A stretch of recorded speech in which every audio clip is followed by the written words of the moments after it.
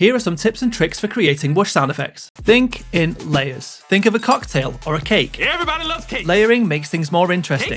Grab a low whoosh as a foundation, fill out the middle with a second whoosh, then add a high layer. Having all three creates a full and dynamic sound effect that's interesting to listen to. Number 2, don't use whooshes. That doesn't make sense. It might sound strange, but hear me out. What are you talking about, man? You can use your layered whoosh as a foundation, but why not get creative? Try rustling leaves, or metal chains, or electricity. By adding something unexpected to your whoosh, it's guaranteed to stand out. Now you have my attention. But let's not stop there. Tip number 3, customize your whooshes with effects. Add modulation effects, pitch things up and down. You can even use the Reformer AI engine to break them apart again in different ways.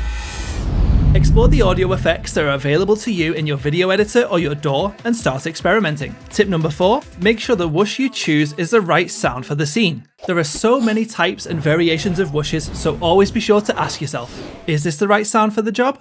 Follow these tips and tricks and you'll be making cinematic whooshes in no time at all.